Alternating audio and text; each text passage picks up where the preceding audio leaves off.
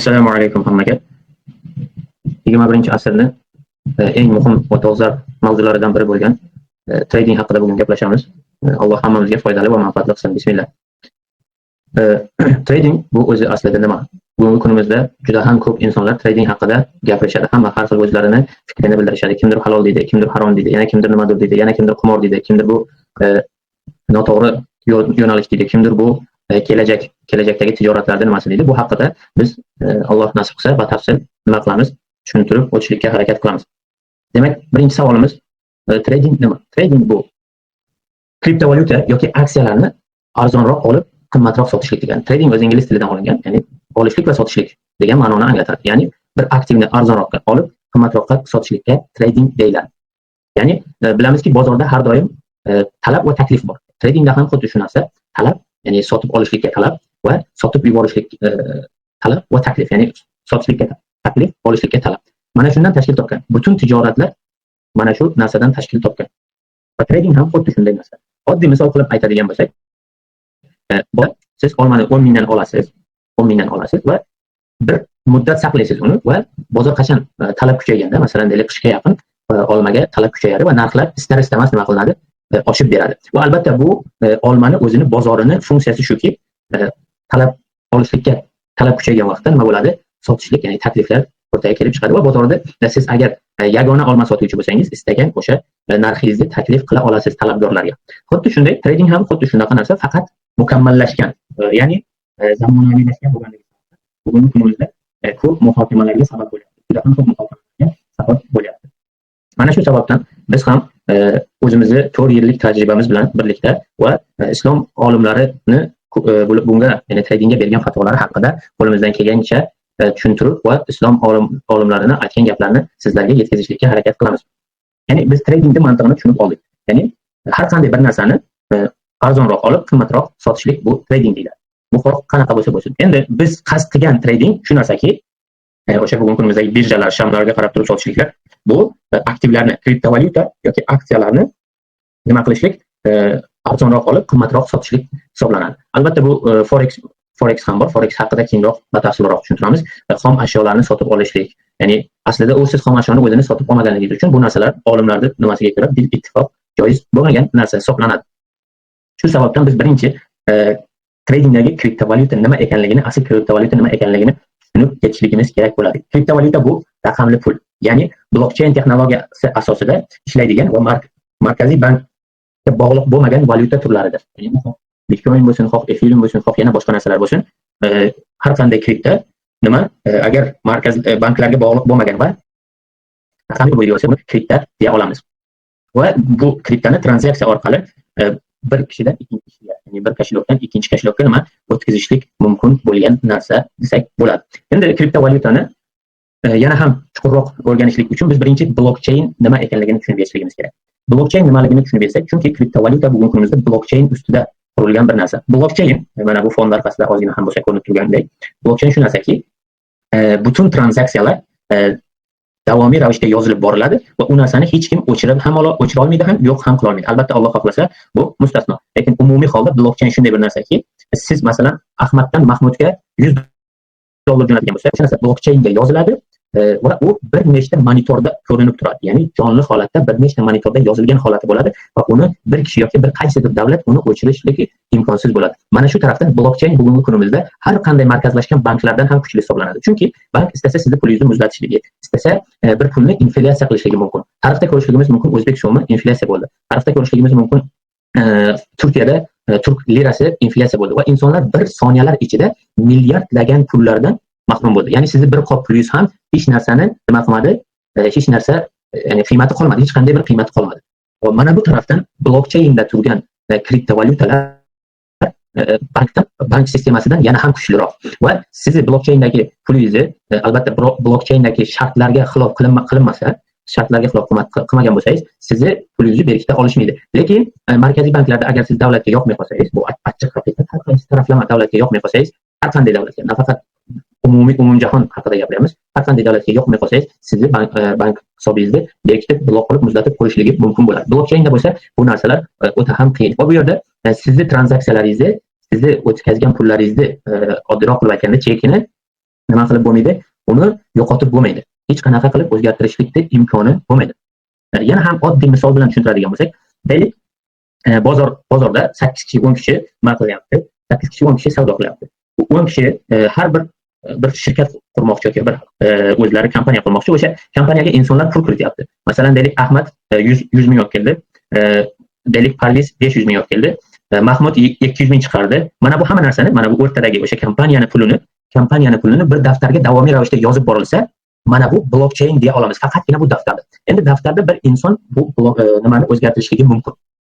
Nima deydi? O'sha insonlar orasidagi bo'lgan daftarni o'zgartirishligi mumkin. Dafardagi pullarni masalan Ahmadnikini 500 mingga 300 ming qilib o'chirib qo'yishligi mumkin yoki tamoman olib tashlashligi mumkin. Lekin blockchainda bu narsani imkoni yo'q. Ya'ni siz o'tkazgan pulni, siz olgan aktivni yoki siz sotgan aktivni tarixini o'tkazib yuborishlik mumkin emas. Sababi yana ham soddaroq tilda tushuntiradigan bo'lsam, deylik Barselona bilan Real Madrid futbol o'ynayapti va jonli efir ketmoqda. Bu mana bu jonli efirda minglagan davlatlar, ya'ni minglagan telekompaniyalar, o'sha televideniyalar uni jonli efirda boshqa davlatlarga, boshqa yerlarga uzatib bormoqda. Endi deylik Messi bir gol urdi Barselonaga, Madridga va mana bu golni olib tashlashga imkoni yo'q. Ya'ni sudya yoki atrofidagi insonlar mana bu golni hisoblanib qo'ya olmaydi. Nimaga? Chunki endi mana bu gol haqida butun dunyo biladi.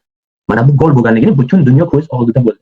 Xuddi shunday sizning 1000 dollar o'tkazgan yoki 100 dollar o'tkazgan pulingizni ham butun dunyo ko'ra oladi. Albatta bu ko'ra olishligi internetdan xabari bor odam o'sha tranzaksiyalarning nomeri bilan kirib kuzata oladi. Yoki bir tipni yoki har bir qanday insonning kashlogini kuzata oladi. Bu odam qancha pulga nima olyapti, qancha pulga nima sotyapti. Buni hech kim o'zgartira olmaydi ham, buni hech kim o'chira olmaydi ham. Albatta sizni umumiy kashlogingizni nimalarni berkitadi. Blockchain berkitadi, lekin umumiy holatda masalan men Muhammad ismli bir kashlogdan shuncha pul chiqdi, shuncha pul kirdi, shuncha pul chiqdi, shuncha pul kirdi. Buni blockchain shaffof holatda ko'rsatib turadi. Xuddiki futbol kabi. Xuddiki jonli efirda bo'layotgan narsa kabi nima qiladi, ko'rsata oladi. Endi nega blockchain ishonchli? Ya'ni nima uchun blockchain boshqa narsalardan ishonchli? Kriptografiya bilan himoyalangan. Ya'ni mana bu blockchainlar har bir monitoring o'sha o'zini himoyasiga ega bo'lganligi sababdan buni masalan 1000 ta odam kuzatsa, 100 tasi aldasa ham, 100 tasi o'zgartirmoqchi bo'lsa ham bu yerda 900 tasi nima qiladi? Bu narsaga rozi bo'lmaydi. Ya'ni bu narsani o'zgartirishlik uchun 1000 kishi, o'sha ko'rgan 1000 kishi bir joyga yig'ilishi va bir narsaga ittifoq qilishligi kerak bo'ladi. Va bu bilamizki imkoni bo'lmagan narsa. Imkoni bo'lmagan narsa. Minglab kompyuterlarda bu narsalar kuzatilib boradi va saqlanib boradi. Shu sababdan ham blockchain hamma narsadan kuchli hisoblanadi. Bugungi kunimizdagi eng saqlanish jihatidan eng kuchli bo'lgan narsa nima? Blockchain hisoblanadi. Va siz blockchainda siz hech qanaqa banklarning vositasisiz nima qila olasiz? O'sha to'lovlarni amalga oshira olasiz, pullaringizni o'tkaza olasiz. Masalan deylik, menga Amerikadan pul kelishligi kerak bo'lsa, meni kashlogimdan, mani kashlogimga bir kishi pul tashlasa, hech qanaqa bank yoki hech qanaqa kompaniya nima qilmaydi? Nima qila olmaydi?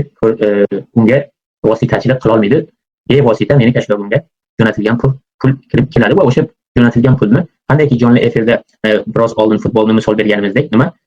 Shu sizning tranzaksiyangiz ham mana shunday shaffof holida bo'ladi. Endi bu yerda biroz siyosatga tegishli mavzu bor. Bu narsani yaxshi tushunib yetishligimiz kerak. Nima uchun banklar kerak emas?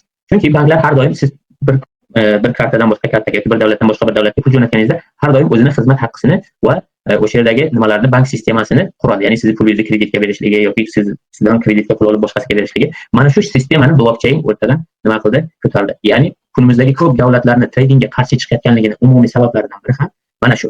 Ya'ni insonlar nima bo'lib ketmasligi, boyib ketmasligi, insonlar dunyodagi haqiqatlarni bilmasligi uchun ko'p davlatlar bu narsalarga cheklov qo'yishlikka harakat qiladi.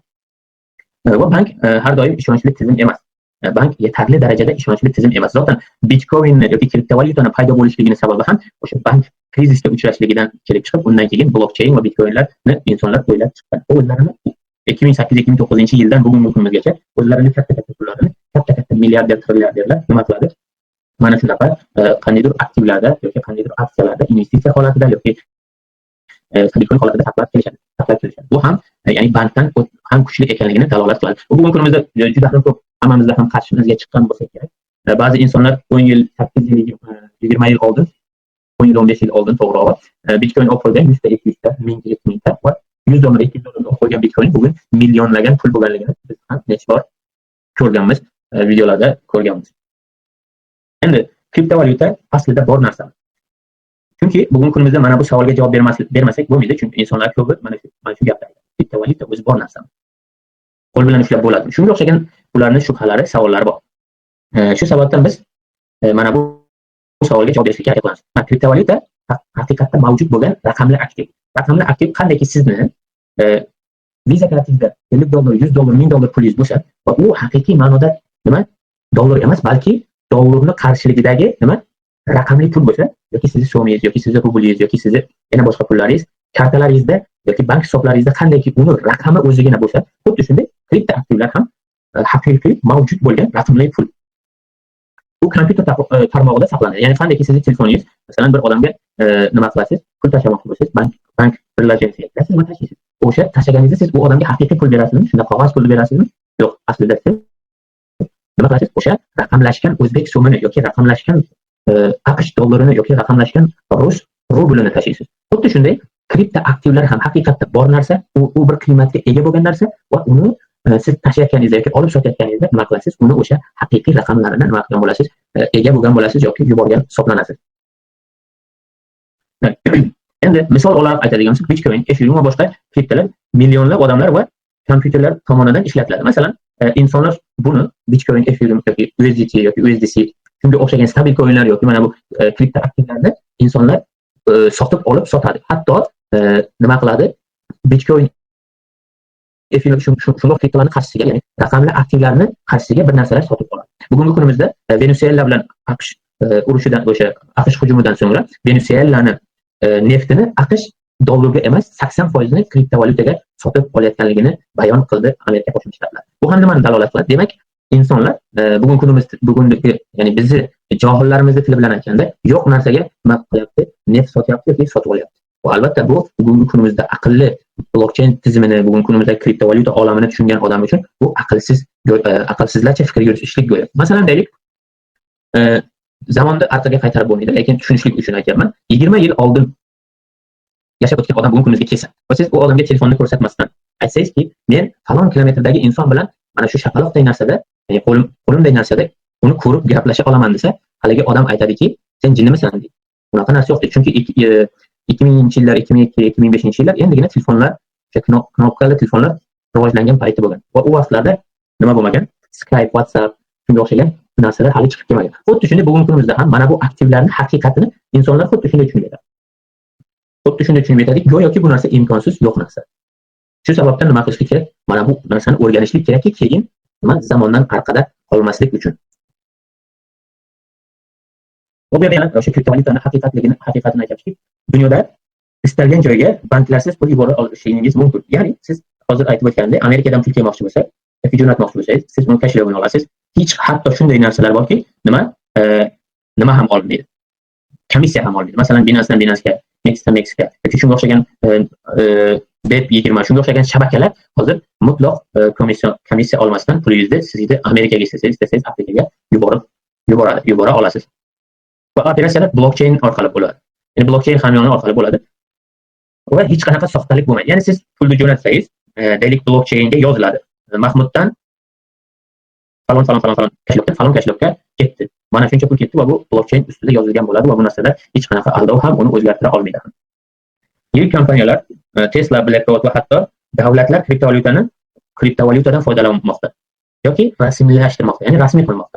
Ya'ni bunga masalan BlackRock, Tesla mana bu kompaniyalar endi o'zini pullarini nima qilmoqchi? Mana bu kriptovalyutalar bilan nima qilmoqchi? Masalan, oddiy misol, bugungi kunimizda Telegramda ichki valyutasi yulduzcha hisoblanadi. Ya'ni siz bir kontentni o'zingizga yoqqanligini bildirishligingiz uchun yoki u kontentga moddiy yordam berishligingiz uchun u odamga nima qilasiz? Yulduzcha tashlaysiz. Va u yulduzcha muayyan pul hisoblanadi. 100 ta yulduzcha 50 sent misol uchun. 100 ta yulduzcha 50 sent. Ya'ni 100 ta yulduzchani nimasi? Miqdori 50 sentga teng. Va mana bu ham Telegramda ichidagi valyuta hisoblanadi.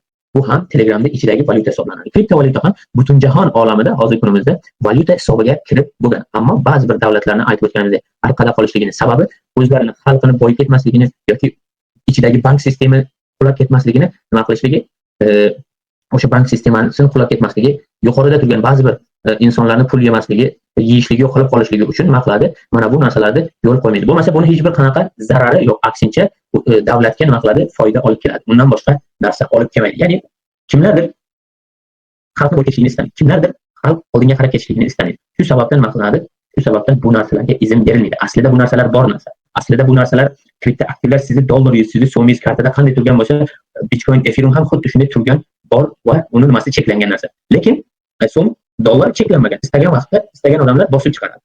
Va har bosib chiqarganda inflyatsiya bo'ladi. Inflyatsiya degani nima? Ya'ni deylik Amerikadan misol beradigan bo'lsak, 1 trillion dollar bosib chiqarsa, ya'ni jahon bozoridagi dollarlar 1 trillionga oshadi.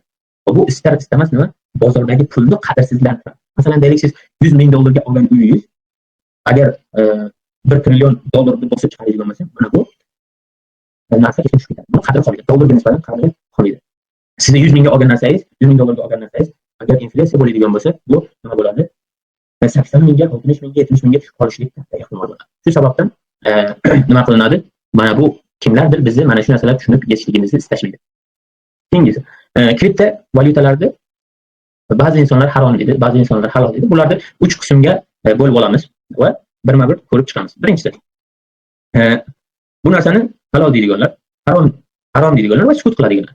Halol deydiganlar bu blockchain, mana bu butun ilmlarni o'rganib, mana bu ilmni o'rganib, bu nima ekanligini tushunib yetib, shariatda unga dalillarni topib ko'rgan. Harom deydiganlar bo'lsa, yaqindan uzoqdan aloqasi bo'lmagan insonlar. Ya'ni blockchain nima, Bitcoin nima, fond bozori nima, bu narsalarga yaxshi tushunchada bo'lmagan insonlar yokida o'sha muayyan insonlar borki, xalqni boyib ketishligini, xalqni to'g'ri yo'lni topishligini, xalqni zombi bo'lmasdan yasha olishligi mumkin ekanligini bilishligini istamagan insonlar.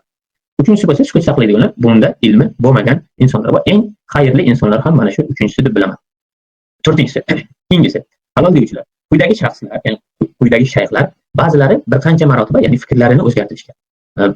Ya'ni eski holatida nima qilgan? Eski holatida harom degan bo'lsa, keyinchalik nima qilgan? Fikrini o'zgartirgan. Ya'ni u narsani ilmini bilgandan keyin o'zgartirgan. Birinchisi, doktor Qaradavi. Bu Turkiyadagi olim shaxs hisoblanadi. Bu yerda butun mazhablardan olingan shaxslar shu sababdan hamma noto'g'ri tushunmaydi. Birinchi, bu odam Turkiyada faoliyat yuritadigan shaxs. Bu odam Umar Abdul Kafi bilan birga uchrashganda bu odam haqida, Bitcoin haqida so'rashadi. O Bitcoin haqida so'rashganda bu odam Bitcoinni joiz ekanligini va qolgan ba'zi kichkina o'yinlarda harom bo'lishligi ehtimoli katta ekanligini aytadi.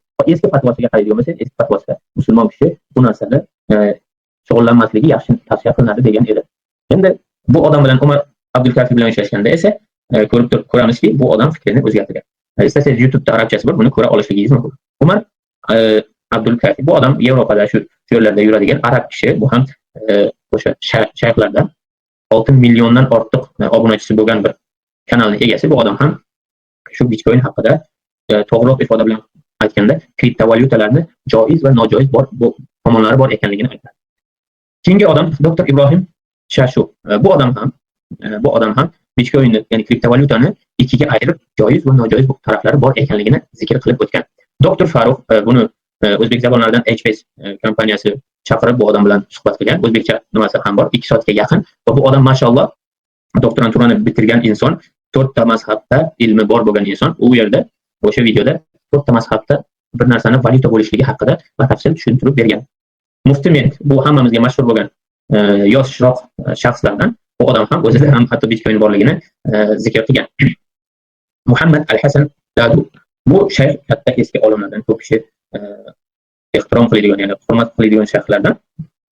Bu ham bir qancha intervyusida nima kriptovalyutani shu joiz va nojoiz taraflari bor ekanligini, o'sha muayyan shaxslarga ko'ra joiz ekanligini aytib o'tgan. Sad Al-Soslan bu ham bir necha marotaba intervyu bergan, o'zini podkastlarida ham bir necha marotaba o'sha kriptovalyutani joiz ekanligini oldinga surgan. Keyingisi uzr, ikkita ism aralashib ketibdi. Keyingi shayximiz bu shaxsdan o'ta mashhur shaxslardan saudiyalik olim hisoblanadi. Bu odam ham ko'p intervyularda bu joiz ekanligini aytib o'tgan. Abdullah As-Sullani, bu shayx ham o'zini intervyusida o'sha jonli efirda bunga qo'ng'iroq qiladi va kriptovalyuta haqida so'raydi. Bu odam ham o'zini fikrini bildiradi. Muhammad ibn Shamsiddin, bu odam ham kriptovalyutani o'sha xosatan o'sha coinlarni qarab chiqib, ularda joiz ekanligini aytadi va boshqa videolarida mem coinlar va shunga o'xshagan coinlarda harom ekanligini aytadi. Umumiy xulosa qiladigan bo'lsak, bu insonlar hammasi halol deganlar, ya'ni joiz va nojoiz tarafga borib turganlar bu narsani aytadiki, bir tijoratda ilmi bo'lmasdan turib kirishi bo'lmagandek, tradingga ham buni ilmini o'rganmasdan, halol haromini o'rganmasdan bu narsaga kirishlik mutlaq joiz emasligini aytishgan. Mutlaq joiz emasligini aytishgan. Shu sababdan har bir tijoratdan oldin nima qilinadi? Ilmi bor, ilm o'rganiladi. Shu sababdan tradingga ham birinchi ilmini o'rganishligi shart va zarur bo'ladi. Harom deganlarning shubhalari birinchi. Uni ushlab bo'lmaydi. Uni ushlab bo'lmaydi, shu sababdan joiz emasligi. Qandayki masalan biz piyoz sotamiz, kartoshka sotamiz, olma sotamiz, biz buni ushlab olamiz va buni sotamiz, pulini ushlab olamiz. Shu sababdan trading harom deyiladi. Bu albatta o'zlarining mantiqlariga ko'ra ham noto'g'ri hisoblanadi. Sababi aytib o'tganimizdek, ularning kartadagi pullarini ham ushlab bo'lmaydi. Vaholanki ushlab bo'lmaydigan bir qancha narsalarni o'zini hayoti davomida sotib oladi. Modom agar kishi bu narsani oldinga suradigan bo'lsa, bu narsani harom deydigan bo'lsa, nima qilishi kerak? Mana bu internet bo'lsin, masalan ham ushlab bo'lmaydi. Bu narsalarni ham sotib olmasin va bank kartalaridan ishlatishligi umuman to'g'ri kelmaydi. Ikkinchisi, uni orqasida hech kim yo'q. Va bu ham ajoyib xato bir fikr. Sababi har bir aktivlarning orqasida har qanday nimalar, kompaniyalar bor. Masalan, Bitcoin, Ethereum yoki Solana yoki boshqa aktivlar, aksiyalar bular hammasining orqasida o'zini homiylari va o'zini nimalari, o'zini o'sha ish birgalikda ish qilayotgan kompaniyalar bo'ladi. Va mana bu kompaniyalar siz Bitcoinni fundamental tahlil qilganingizda ko'rishingiz mumkin. Masalan, yangi kunimizda chiqayotgan AI ga bog'liq bo'lgan bir qancha coinlar bor yoki o'sha BlackRock bir qancha FT'larni oladi. Shu sababdan ya'ni bular orqasida juda ham katta, hatto bizning davlatimizni o'zidan ham boy bo'lgan kompaniyalar ba'zi coinlarda orqasida turadi. Albatta buni fond bozoridan, buni tijoratdan, buni kriptovalyutadan xabari bor insonlar albatta nima qiladi? Tushuna oladi. Keyingi shubhalari davlatlar tan olmagan. Albatta bu ham noto'g'ri bir fikr. Muayyan bir davlatlar tan olmaydigan bo'lsa, bu narsani haromligi yoki yo'qligiga dalolat qilmaydi. Masalan, deylik, men Shveysariyaga bordim yoki Fransiyaga bordim, meni O'zbek so'mini magazinda qabul qilmaydi. Bu valyutani qabul qilmaydi. Endi bu valyutani ular qabul qilmasligi bu valyutani yo'q ekanligini dalolat qilmaydi. Va siz ishlayotgan kriptovalyutalar ham qaysidir davlatlarda rasmiy kriptovalyuta hisoblanadi. Jumladan Salvadorda Bitcoin rasmiy pul birligi hisoblanadi. Endi bizda qanday so'm bo'lsa, Salvadorda Bitcoin. Va Afrikada ham xuddi shunaqa. Markaziy Afrika Respublikasida ham Bitcoin rasmiy pul hisoblanadi. Ya'ni davlatning rasmiy puli hisoblanadi. Va to'rtinchisi va eng ko'p aytiladigan narsalardan biri trading bu qimor. Trading bu qimor. Endi albatta bu qimor deyishliklariga sabab ham bor. Sababi forex va futureschilar mana bu o'zimizning xalqni aldab, bir soatda shuncha pul topasan, falon kunda shuncha pul topasan, shunday qilsang faloncha bo'ladi. Juda ham katta pullarni va'da qilganligi uchun va ko'p insonlar zarar qilganligi uchun albatta o'zimizning avom xalqimiz nima deb tushunadi buni?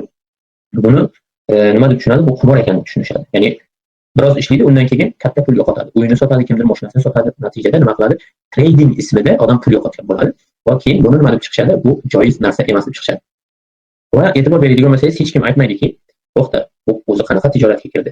Bu bilib kirdimi? Bilmay kirdimi? Nimalarni birinchi o'rinda keyin chiqaraylik deyilmaydi. Nima? Faqat tradingga tosh otiladi. Va maqsad ham po'shtirnoq ichidagi insonlarni xursand qilishlik va xalqni o'sha muayyan bir nimaga ramkani ichida olib borishlik. Va bu ham xalqimizni nima desa xatolaridan biri. Chunki bir odam bir narsani to'g'ri yoki noto'g'ri deganda biz uni dalillari bilan bilmaganligimiz. Dalillari bilan bilmaganligimiz bu diniy nuqtai nazardan aytilgani yo'q. Ya'ni bir narsani qimor bo'lishligi mumkin. Haqiqiy ma'noda qimorga o'xshashligi kerak. Misol, tradingning ham qimor yo'llari bor albatta. Yo'q emas. Buni tradingning qimor yo'llarini keyinroq batafsil aytib beramiz. Trading bu qimor emas, bu trading aytib o'tganimizdek olishlik va sotishlik. Arzonroq olib, qimmatroq sotishlik hisoblanadi. Va qaragan bo'lsak, hech qanday bilimga sohib bo'lmagan inson agar har qanday bir tijorat turiga kiradigan bo'lsa, bu uchun qimordek bo'ladi.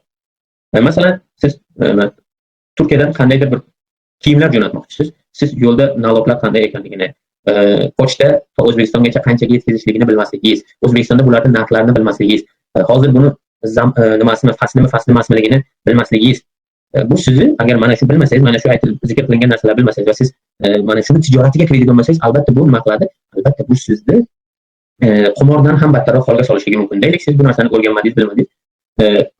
Pochta juda katta mablag' oldi. Yo'lda nalog juda ham katta mablag' oldi va yetib borgandan keyin siz olgan narsani sezoni emasligini tushunib yetdingiz. Endi siz juda ham katta pul yo'qotasiz. Va albatta bu nima? Siz uchun qimor kabidir. Ya'ni bu shariatda ham bir ilmni bilmasdan turib, bu narsaga yaqinlashmaydi. Aqlli inson ham xuddi shunday. Bir inson Xitoydan BYD yoki Chang'an olib kelishligi uchun narxlarni, butun narsalarni o'rganib keyin olib keladi. To'g'ridan to'g'ri Xitoyga borib 20 ta BYDni haydamaydi. Nima qiladi? Bu narxlarni, yo'ldagi naloglarni, davomida changan yangi chiqadimi yo'qmi, agar yangi chiqadigan bo'lsa, undan arzonroq chiqadigan bo'lsa, bozorni kasod qilishligini yoki BYD yangi modeli chiqsa, arzonroq chiqsa, bu kasod bo'lishligini biladi. O'sha narsalarni o'rganadi. Xuddi shunday trading ham xuddi shunaqa. Qayerga olishlik kerak, qayerda sotishlik kerak, qanaqa qilib olishlik kerak, qanaqa qilib sotishlik kerak. Bularni hammasini o'rganib, undan keyin kirsa bir kishi, albatta bu holda nima qilmaydi? Yo'qotmaydi. Albatta hamma tijoratda yo'qotganida, bunda ham trading spot bo'limida juda ham kam yo'qotishlik bo'ladi. Va bilimsiz tadbirkor misol berganimdek, xuddi shu, ya'ni qimorbozdan hech qanaqa farqi yo'q. Qimorbozdan hech qanaqa farqi bo'lmaydi. Tradingda harom bo'lgan yo'nalishlar. Birinchisi futures. Futures bu bilganimizdek adin x bet kabi narsa. Ya'ni siz bir narsani chiqishiga yoki tushishiga pul tikishlik. Siz ba'zi bilan futbol o'ynaganda qanday bir kishi pul tiksa yoki falonchi MMAchi bilan falonchi MMAchi jangga chiqqanda qanday pul tikadigan bo'lsa, futuresda ham pul tikishlik xuddi shunday bo'ladi. Faqat bu yerda shartnomalar bor. Nima qilasiz? Shartnomalarga amal qilasiz. O'sha 3x, 5x, 10x pul qilasiz. Agar aytganingizdek gumon qilganingizdek chiqsa, siz o'shancha pul olasiz. Agar bo'lmaydigan bo'lsa, siz tamoman nolga kirasiz. Ya'ni siz $1000 bilan kirgan bo'lsangiz, absolut pulsiz chiqasiz. Va bu narsa joiz emas va bu insonlarning mantig'iga ko'ra ham, oddiy aqlli insonlarga ko'ra ham mana bu narsa to'g'ri ish emas. Mana bu narsa to'g'ri ish emas. Nega? Chunki sizning foydangiz yutishligingiz 100% bo'lsa yoki 110 bo'lsa, yutqizishligingiz 90. Va siz bilgan bo'lsangiz butun pulingiz ketadi. Shu sababdan bu futures mantiqan ham o'zi to'g'ri emas. Ya'ni bir dunyo ahli bo'lgan inson, aqlli bo'lgan inson ham bu narsani to'g'ri yo'nalish emasligini aytadi va albatta nima shariatimiz ham O'zbekiston diniy ishlar ham bu narsani qattiq qoralaydi. Forex ham unga o'xshash narsa bo'lib, bu valyutalar juftliklarini olib sotishlik. Aslida olib sotyapman deb o'ylaydi, lekin olib sotmaydi. Bu Forexda dollar yoki Yaponiya puli bilan sotishlik yoki oltin, kumush bilan sotib olishlik. Shunga o'xshagan juftliklarni sotib olishligini o'ylagan inson aslida sotib olmaydi. Aslida u o'sha chiqishligiga yoki tushishligiga pul tikadi. Chiqishligiga yoki tushishligiga pul tikadi. Broker kompaniya sizga pul beradi va chiqishligiga, tushishligiga siz pul tikasiz. O'shanda to'g'ri chiqsangiz, broker kompaniyasi ma'lum bir vaqtdan keyin sizga pulingizni chiqarib beradi. Ma'lum bir vaqtdan keyin. Bunda ham dalolat qilib turibdiki, siz nima o'zingiz o'sha narsaga ega bo'lmaysiz. Sotib oldim deganingizda siz sotib olgan bo'lmaysiz. Va Forexda ham xuddi long va short nimalar ochiladi, pozitsiyalar ochiladi. Va xuddi shunday pul tikiladi. Va u yerda yana ham ko'p uchraydigan narsalar kreditni plesholar oladi. Ya'ni brokerdan kreditga pul oladi. Go'yo aslida pul emas, faqat raqam bo'ladi xolos. Bu realniy blockchainda bo'lmagan, hech narsada bo'lmagan, faqat sizga go'yo bir raqam beradi, o'shanda ishlaysiz. Xuddiki o'yinlarda bir ochko berganidek, ball berganidek o'yin o'ynay olasiz. Xuddi shunday unda ham Forexda ham shunaqa bo'ladi va bu siz sotib olgan narsangiz o'zingizga o'tmaganligi uchun ham islom nuqtai nazaridan nima bu narsa harom hisoblanadi va bu diniy idora buni ham harom ekanligini ochiqlagan. Muhammad Sodiq Muhammad Yusuf ham buni avvaldan Forexdan harom ekanligini aytib o'tishgan.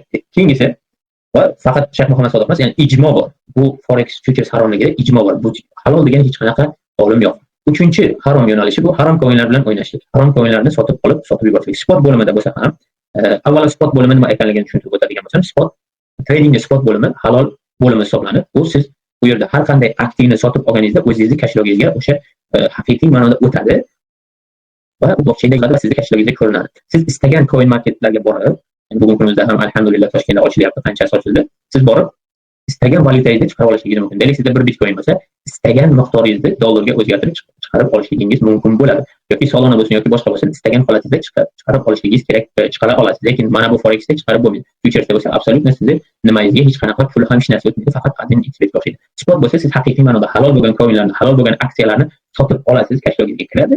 Buni istagan vaqtingizda chiqarasiz, istagan vaqtingizda sota olasiz. Endi harom coinlar bo'laylik, nima deydigan bo'lsa, spotda ishlansa ham joiz bo'lmagan coinlar bilan ishlashlik harom hisoblanadi.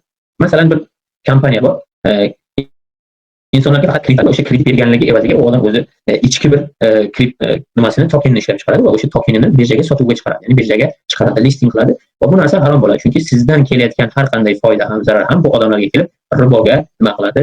Riboga yo'naltiradi. Yoki boshqa xil har qanday shariat islomiya qaytargan tijorat turlarini qiladigan bo'lsa, o'sha kompaniya, o'sha coin joiz hisoblanmaydi. Shu sababdan nima harom coinlar bilan, harom tokenlar bilan ishlashlik ham joiz hisoblanmaydi. Hamma uchun e'tiborlaringiz uchun rahmat. Bugungi kunimizda mana shu narsalarni aytmoqchi edim. Keyingi efirlarimizda ko'rishguncha assalomu alaykum.